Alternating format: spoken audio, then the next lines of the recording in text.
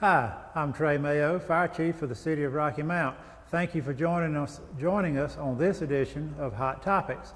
Today we are in the engine room at Fire Station 4 on Fenner Road, and joining me is Dorothy Hinton. Dorothy is a grant-funded part-time fire and life safety educator who is currently employed by the Rocky Mount Fire Department, and Dorothy is overseeing a public access to defibrillation program for the fire department. Dorothy, thank you for joining us. Thank you for having me. So I mentioned this entire program, including your position, is grant funded Yes. by the U.S. Department of Health and Human Services. Yes, that's right. And this is a $299,000 grant over 3 years. Yes. And we're about a year and a half into it. Is that about right? We are. Based on my memory. Yes. So tell us, what is a public access to defibrillation program? This program, like you said, which is a federally funded program, is designed to bring public access by anyone, into the program where they can get use of an AED in the event that someone suffers cardiac arrest. And an AED is an automated external defibrillator. It We is. have a lot of acronyms in the fire service, so we always want to be sure we sort of spell it out for, That's for the right. public Yes. who's not familiar with our acronyms. So access to a defibrillator is part of the cardiac chain of survival, yes? Yes, where it is. We talk about that chain of survival being recognizing that there is a problem. Yes. And what we're talking about specifically today is a sudden cardiac arrest. And the next step in the chain, you're the instructor, correct me if I miss one, but I believe the next step in the chain is activation of the 911 system. It is. It is beginning of CPR. Yes. And access to early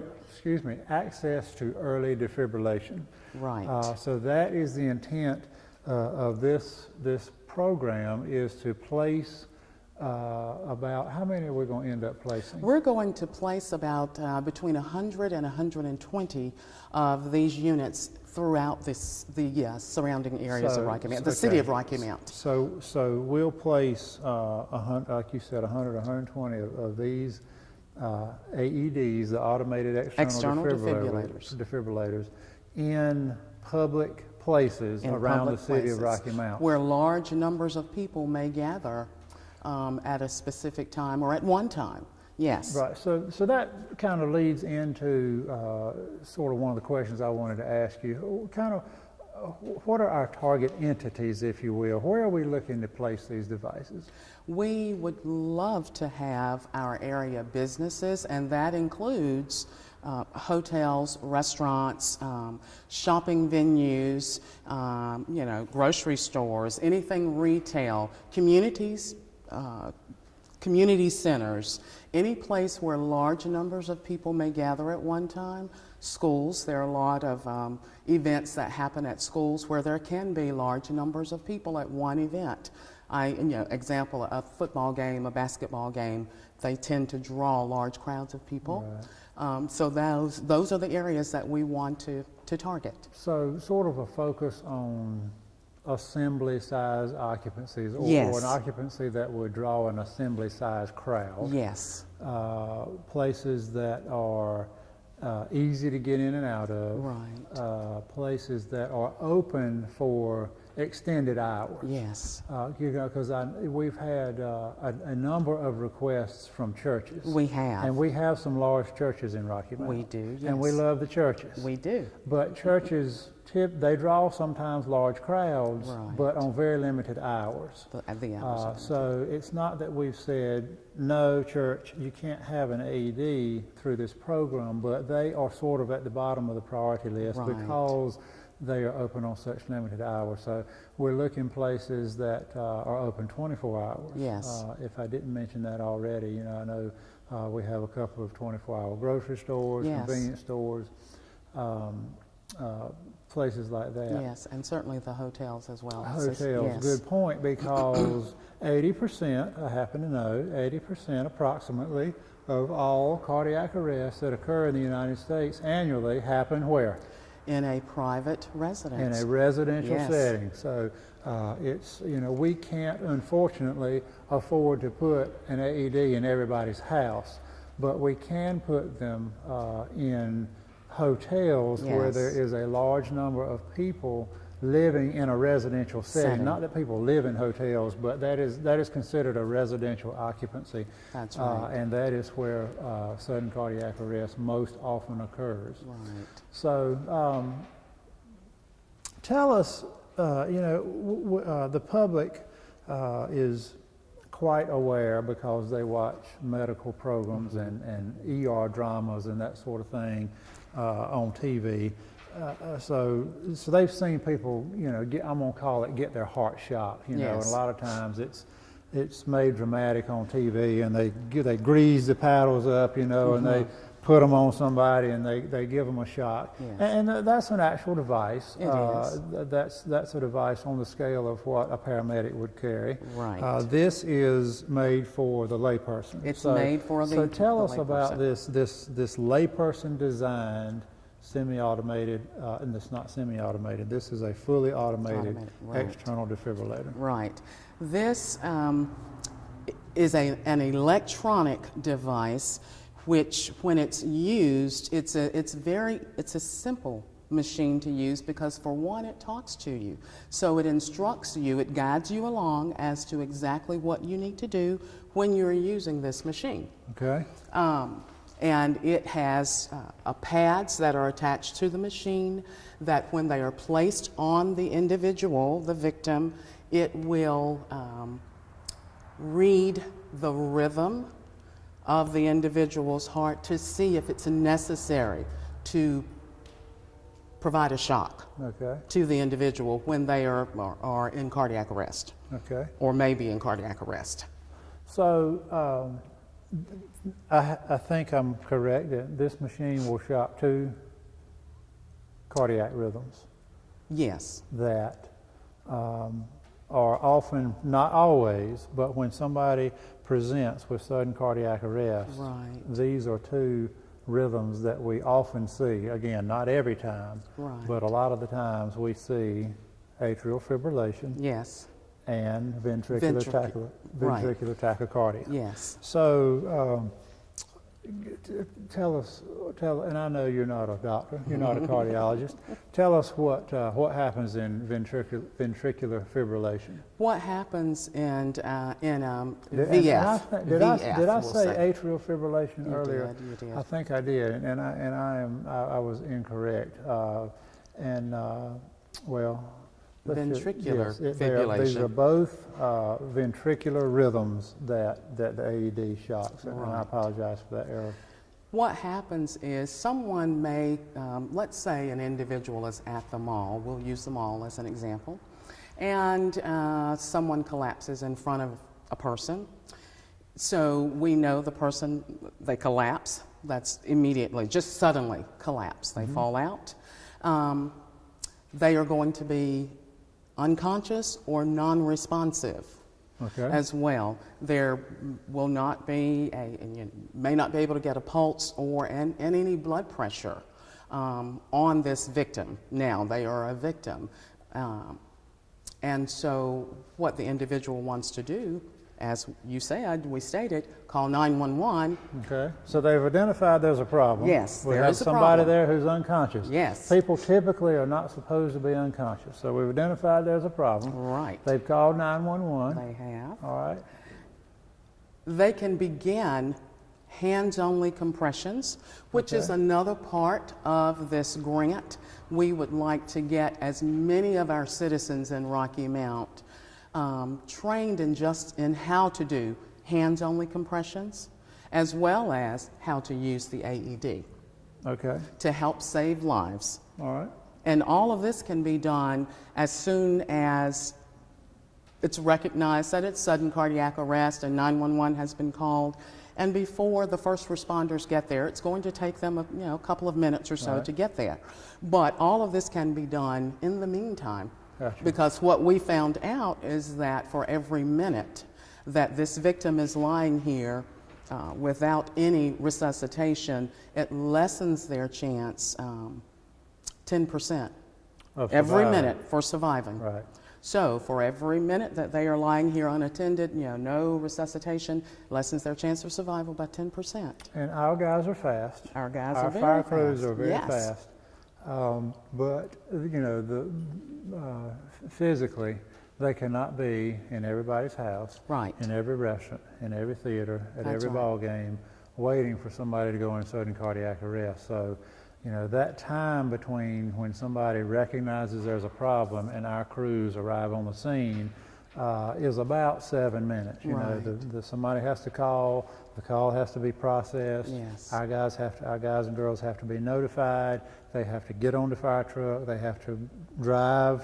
They have to get off, get their equipment. I mean, we have not figured a way to get around the laws of physics yet. Right, So right. even as fast as they are, about 90% of the time, based on the data we keep in the city of Rocky Mount, that person has been there a minimum of about 7 minutes when our folks get on the scene. Yes. So that's, as you said, 10%, your chance of survival goes down 10% with every minute. So we're talking about 70% of your 100 Right. is gone before Right. we ever put our hands on you. Yes. So that's where it is so critical for folks to know, for our civilians who are walking around everywhere. They're at the hardware store, they're in the restaurant, they're in church, they're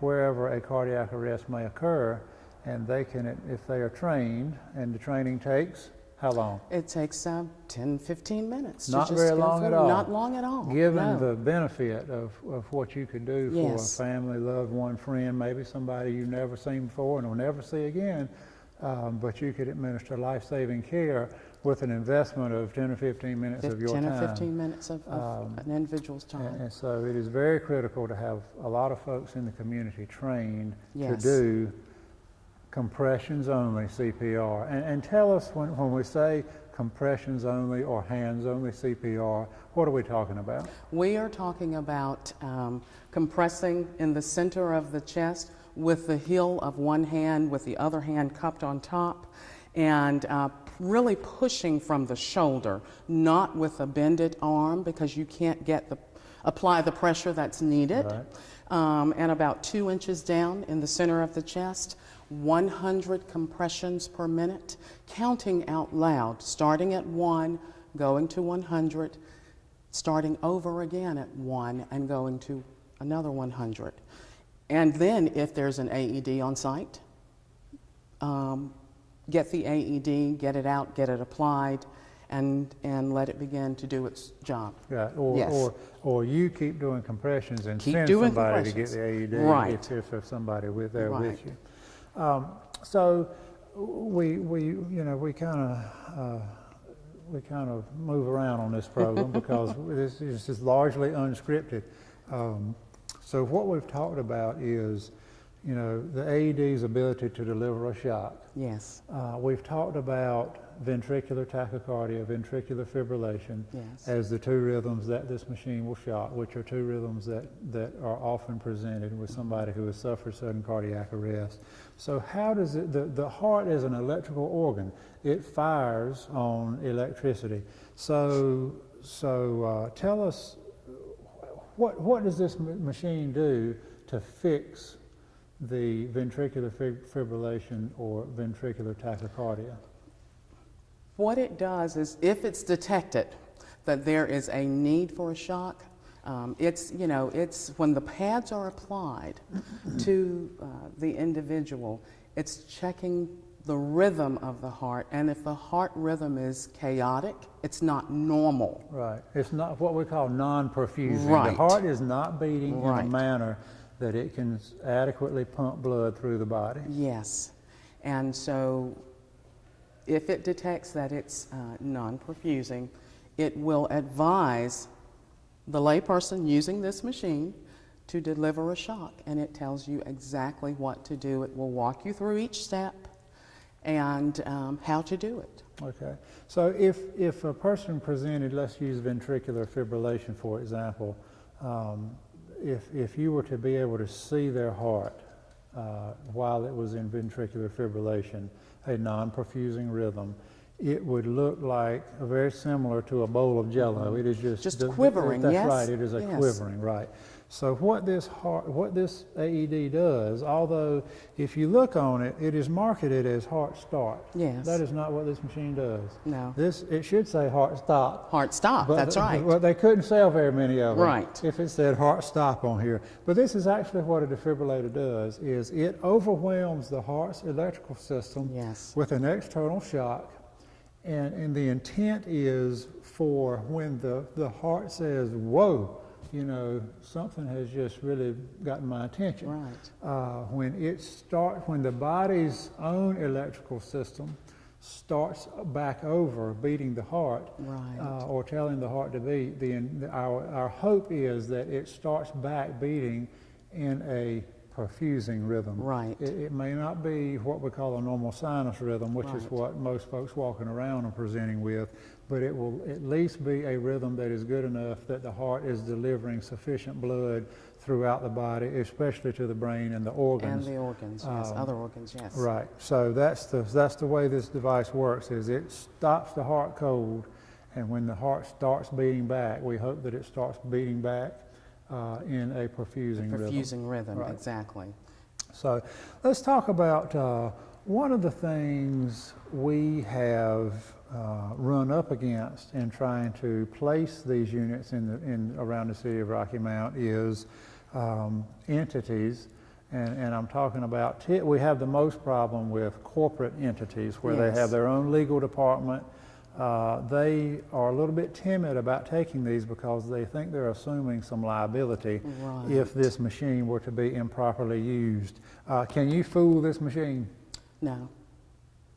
So I can't put it on your feet and jiggle your feet and make it No. think it No. sees No, because ventricular fibrillation. No, the machine will not shock if it detects that there is no need for a shock. Right. These machines cannot be fooled. You know, and Good Samaritan laws in North Carolina Yes. protect somebody who is trying to do the right thing. Right. Whether the outcome is good or bad, if you're trying to do If the you're right trying thing. to, and there's no malicious action, Right. you know, Right. against the victim. Right. Yes. So here's what we believe. If an entity is offered an AED, they know that this program exists. Yes. They know they could have gotten one for free. Yes. They could have gotten the training for Yes. free, and they don't take it. And they have someone suffer, an employee or a customer, Yes. suffers a sudden cardiac arrest in their business, they are at more liability Yes. for not knowing that this was available and taking it for free than they would be if they took it and on the chance that it was improperly used. Improperly used, you're exactly And the right. airlines are a good example of this. The airlines for some years, commercial airlines, would not place an AED on their flights because they were scared of the liability if the AED was used, and they were sued in court. Right. And they lost. And they lost. So what you see now is an AED on every commercial airliner, Right. because in court it was shown that the airlines knew these devices existed and they chose, not to put them on their airplanes. Yes. So if members of the public, if you're watching this, you're assuming more liability for not taking one after it has been offered to you than you are by not accepting it on that fear of liability. Right. So That's right. that's a point I really want to drive home. And there are, you know, a lot of entities in the Rocky Mount area who have been contacted, and we are working with some, and you know, there are some that we've not convinced, I guess, or they don't feel the need Yeah. to participate in the program. Well, they don't take the threat from sudden cardiac arrest seriously. Yes. there were 85 people died in the city of Rocky Mount last year after having suffered sudden cardiac arrest. You know, we talk about how many people are killed by gunshots, and how many people are killed by motor vehicle crashes, and how many people die from heart disease and various things. But people don't take the threat of sudden cardiac arrest seriously. How many Americans die annually from sudden cardiac arrest?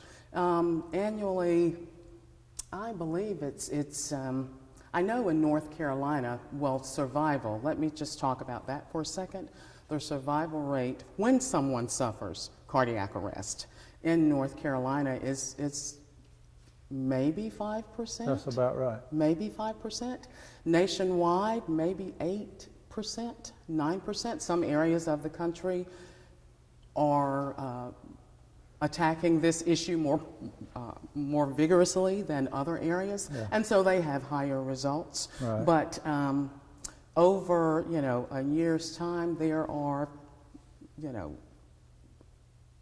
hundreds of thousands of people who die from cardiac arrest, when in some cases we could have avoided that situation. That's right.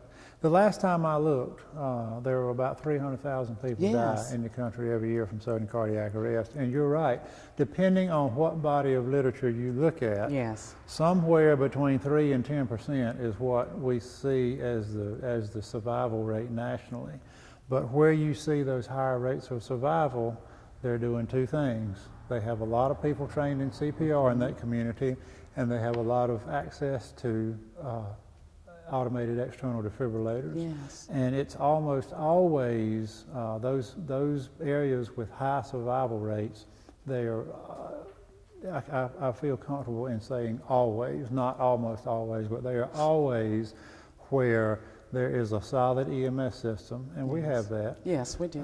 And where there is quick fire department response, and we have that. So, I feel like from a government perspective, we're doing what we can do. We need help from the citizens in getting trained in CPR and learning to operate an AED. And, we're going to give away about 120 of these, as you stated earlier.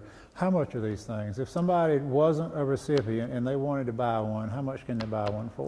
The price range for defibrillators run about $1,000 to $3,500, $4,000, depending on the brand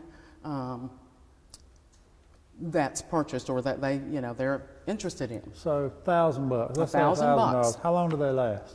8 years on this particular machine right here. So let's see, what is that? About $120 a year? Yes.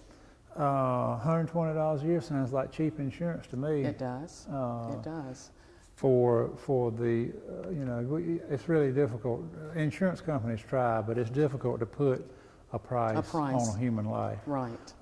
So $120 a year sounds like a good investment. It's in 15 minutes of your time to make a positive difference in somebody's life. And you mentioned, I just wanted to go back and say, we have the EMS, the strong EMS, the strong first responders. The education is what our citizens need. Right. We need the education. So you can come out and assess somebody's need for an AED, and we can't promise one to everybody. Again, we have more requests than we have machines. But again, where we really struggle is getting these things where they really need to be optimally. And you can teach CPR. Even if people don't receive an AED, we teach CPR free. We do. You have how many mannequins? We can do groups as large as 100 people at a time. 100 people at a time. These mannequins, folks, we have 50 of these mannequins, and they were provided to us by the Rocky Mount Community Foundation. Yes. So, through one of their grants, and we're really appreciative to have that. That's a great partnership.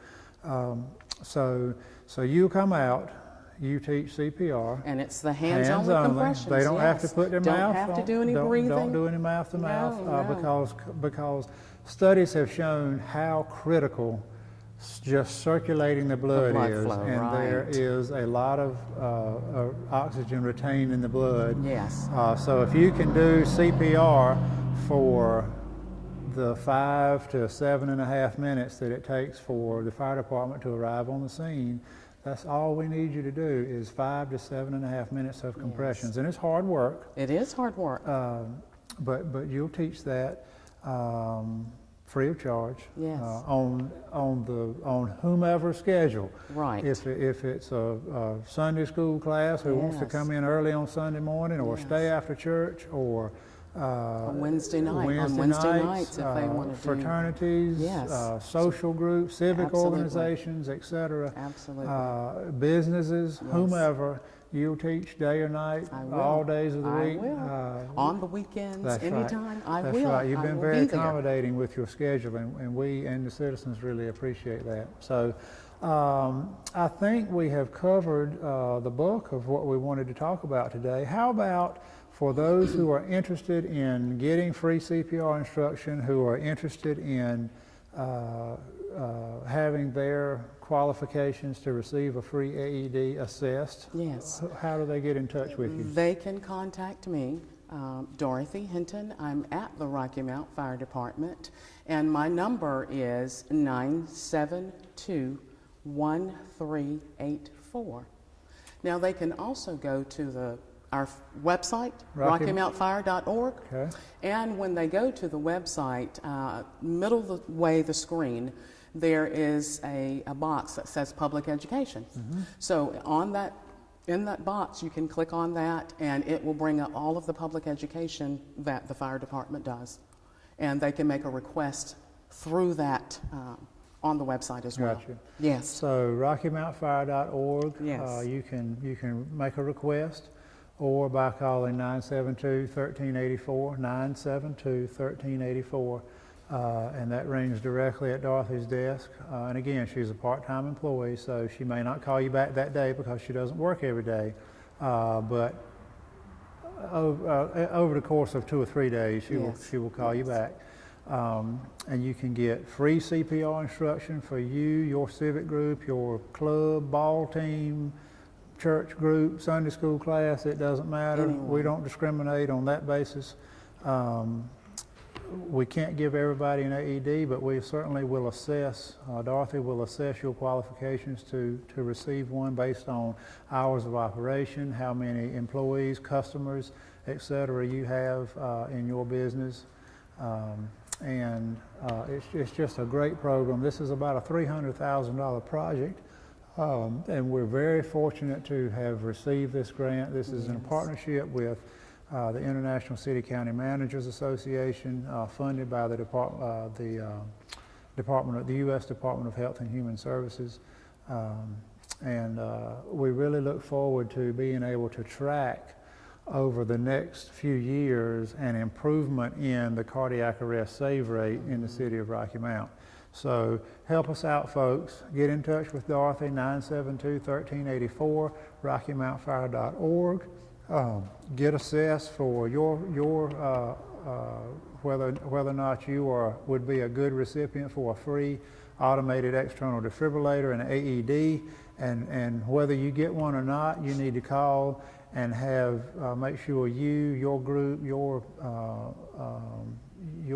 employees, whomever it may be, are trained in compressions only CPR. Yes. So we're wrapping up. Dorothy, have I missed anything? Is there anything we wanted to talk about? I don't believe so, unless we just want to do a You demonstration want to? for the, Okay. so Mark, that do we have everyone time for that? knows. All right. So that people will know how easy it is. Okay. Yes. All right. Take it away.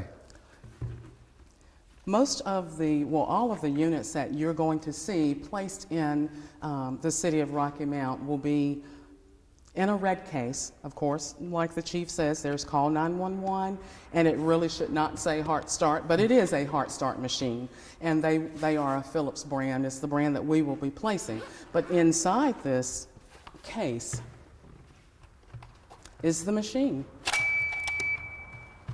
Begin by And it removing talks to all you. clothing from the patient's chest. Cut clothing if needed. So what we're going to do is get the bare chest so that we can put the pads on, And once When patient's chest is bare, remove protective cover and take out white adhesive pads. this is just a shield, not the protective cover. The protective cover is right here.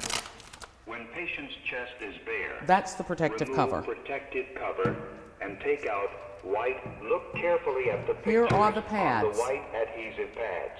Peel one pad from the yellow plastic liner. You can see there are 2 pads, one on each side, and it's connected Look to your carefully machine. at the pictures on the white adhesive pads. Peel one pad from the yellow plastic liner. Place pad exactly as shown in the picture. Press firmly to patient's bare skin. One thing that I do in the instruction is teach When the people, first pad is in place, look carefully at the picture on the second pad. Peel the second pad from the yellow plastic. No one should touch the patient. Analyzing. there will be an orange triangle that's No one should touch the patient. blinking, and that lets you Shock know. advised. Stay clear of patient. Press the flashing orange button now. The orange button is flashing. It's Deliver telling us, shock now. deliver the Press shock. Shock delivered. Be sure emergency medical services have been called. It is safe to touch the patient. So Begin CPR.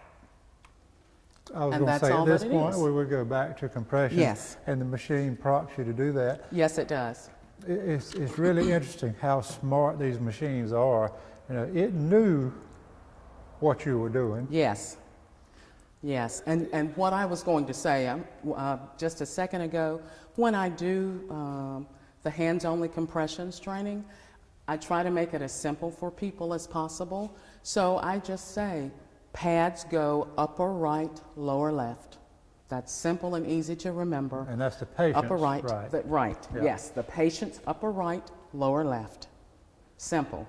And you do not have to wait for him to tell you what to do.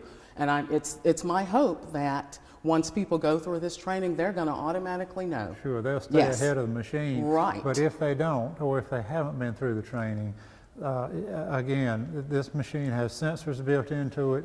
They It is do. super smart. It cannot be fooled. If you were paying attention to what Dorothy was doing and listening to what the machine was saying, Yes. it knew what you were doing. That's right.